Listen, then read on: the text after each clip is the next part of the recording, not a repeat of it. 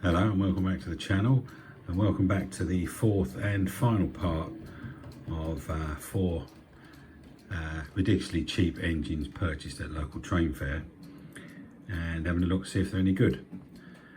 Now I'm not sure, this one might be considered a bit of a cheat because it was priced up at 50 quid, which is a bit more expensive than any of the others. Admittedly, we got it knocked down to 40. But it's still a bit dearer than the others.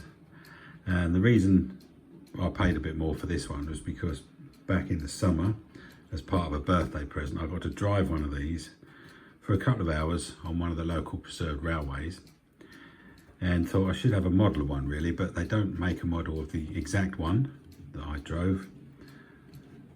But there are a few models of the same type. So this is what we're looking at today. This is a Bachmann 45XX class, and this is from 2004. Now it's interesting that of the four cheapo locos we bought so far, 3 of them have been Bachmann. Don't know what that tells you about the quality of these. Yeah, so I drove one of these for, it was about 2 hours, I think. Well, it was about half an hour backwards and forwards on the footplate, and then driving it. That's pulling coaches with passengers, would you believe? It must be bloody mad.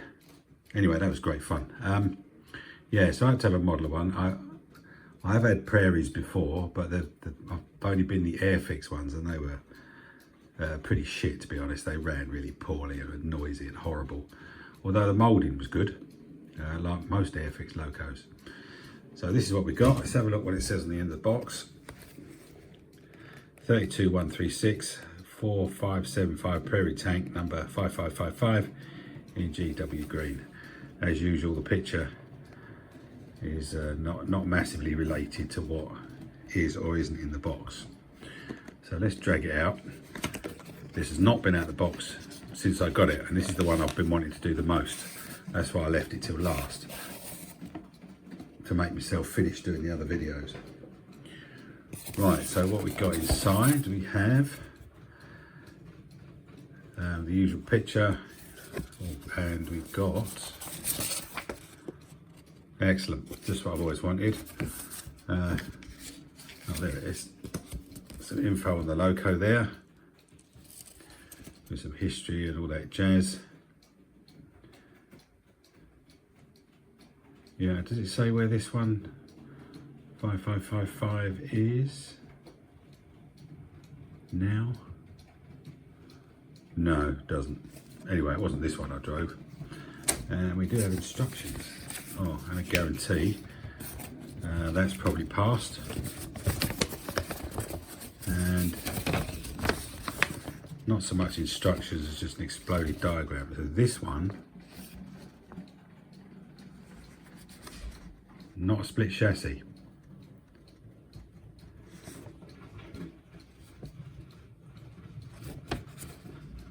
So hopefully we'll have a bit more luck with this. Yeah, no flywheel or anything, but doesn't look like a split chassis. Right, I'll get this out of the box and have a closer look. Right, so here she is, a bit more close up. Looks to have some good detail on this. There's also a couple of extras there. Just some, just a couple of pipes, I think. Yeah, right. Not a lot. Let's get it right out.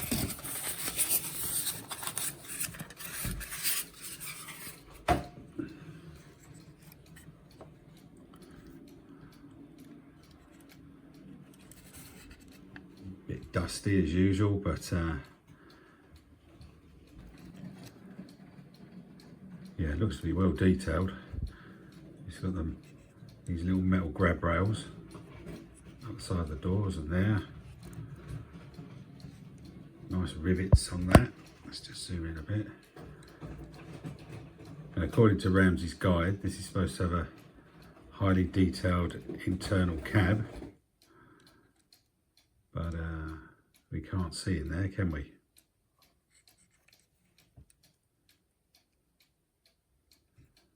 So we've got what looks like a metal whistle. Yeah, it feels like metal. That obviously isn't, that's plastic, you can see that. There's a lot of extra moulded parts on this.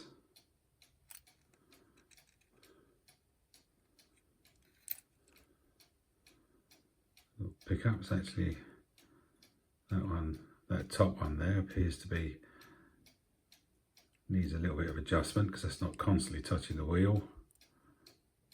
Those two are alright. Those two are alright. Looks like it might have pickups on the bogies as well. Wheels look clean. Running gear looks good. Let's have a look around the front. Sprung buffers.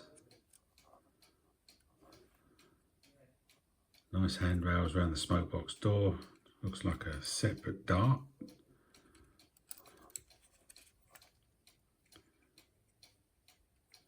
You got mainline type coupling that are not NEM. Not surprising really, given the age of this.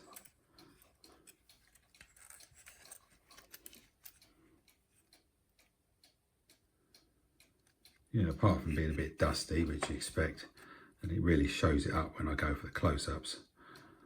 It looks quite clean to me when I initially glanced it. So yeah, numbers well presented there. There's a brake wheel in there, but I can't make out the cab detail.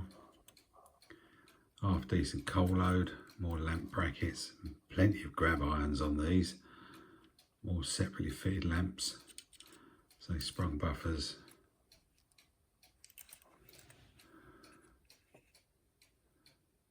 I think that looks rather good. Quite nice. Let's hope it runs, eh? It's definitely a step up from the old Airfix one. I've half expected it to be the Airfix moulding because it was pretty good, but no, I think this is better. From what I can remember anyway, I don't have an Airfix one anymore, I got rid of them. Right, moment of truth. Let's get this on the track, see if it actually works. Right, she's on. I've done nothing to it except take it out of the box, put it on the track.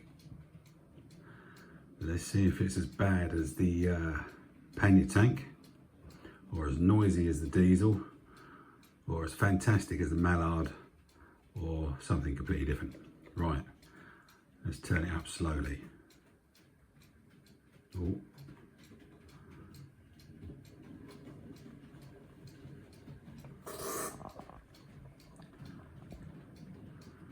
Wow, that's pretty good. Just going to get photobombed here. Let's bring it back the other way.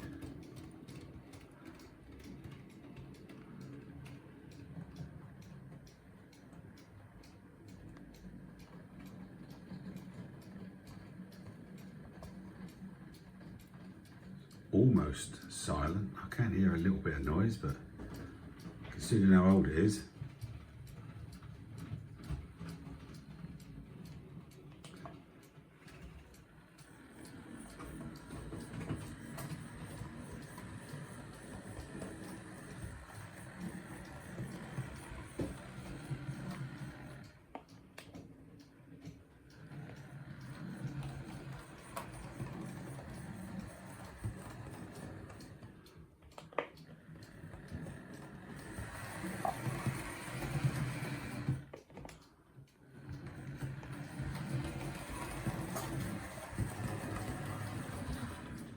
not much noise to it, is there? That's pretty good. That is pretty good. Right, I'm going to have a look at the wheels properly. Probably take the top off just to have a look, although that sounds pretty good. And be back in a tick. So you can see where I've got the top off there. This is a much more modern layout than the previous two Bachmanns I looked at, with a proper certainly no split chassis and a more normal motor with a worm, and it's a 3-pole motor. Let's spin that around and count the poles. But yeah, you can see that's a much more modern system. Now this bit looks a little bit dry, so I'm going to put some silicone grease on there, some label on that one, and I will just do a tab on the motor bearings.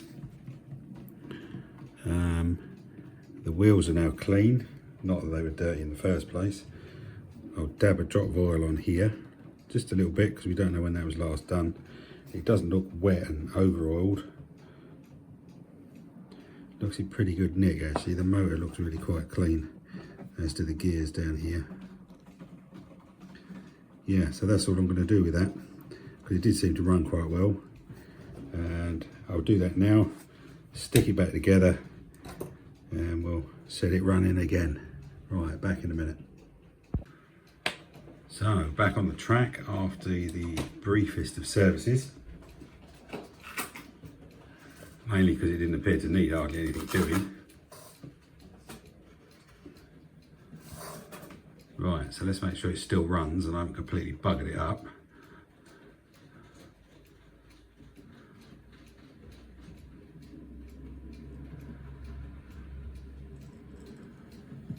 No, that's still pretty good, I'd say.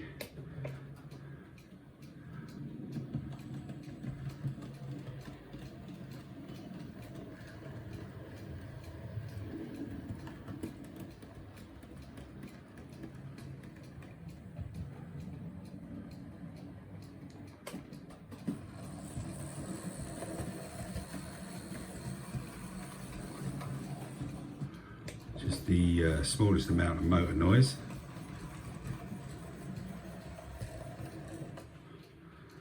Certainly a different level from them old Bachmann stroke mainline engines we've already looked at. So I probably won't bother with any more of them, to be honest.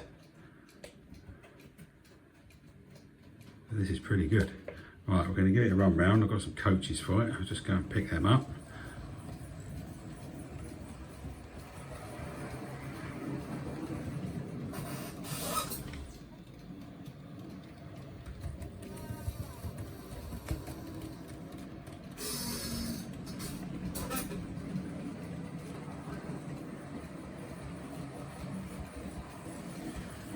Being Great Western gives me another excuse to run the excellent Hackens Genesis coaches. All lit up nicely, which you probably can't see because I've got spotlights on.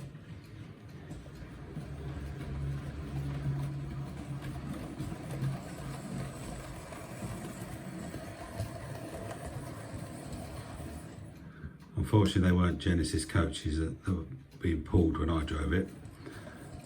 There were some very old Mark 1s.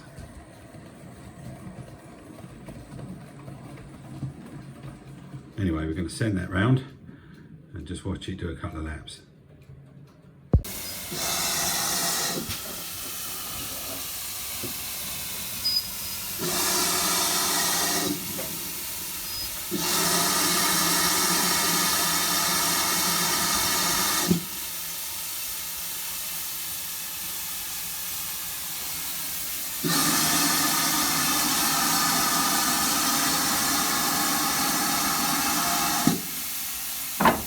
Oh, brilliant.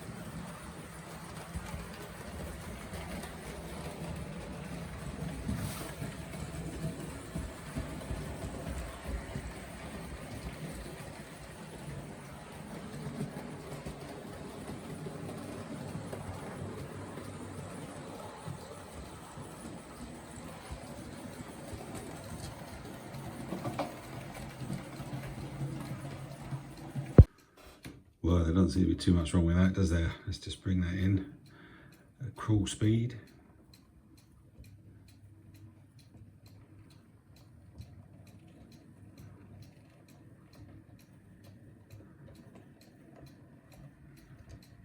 Yeah, not a lot wrong with that. Maybe it just shows you should look to pay an extra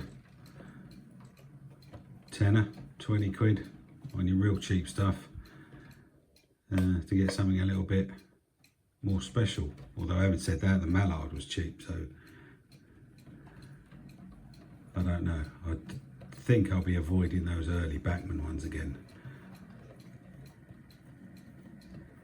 I mean, the shunter turned out okay. The other one I've spent a lot of time on so far anyway. So there we go, the Bachmann Great Western 45XX class, 40 quid from a train fare, runs lovely, and I haven't had to do anything to it except give it a brush off for some dust. Might not be the cheapest, but I think it was worth the money. Obviously I'm a bit biased because I've driven one, but there you go.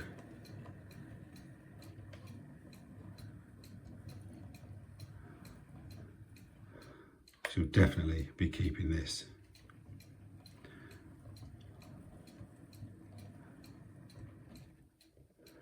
There.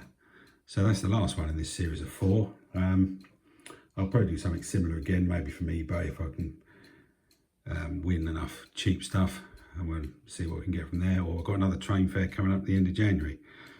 It depends if there's enough there to make it worth doing. I quite enjoyed making these, made a nice change. And it looked like people seemed to quite like watching them.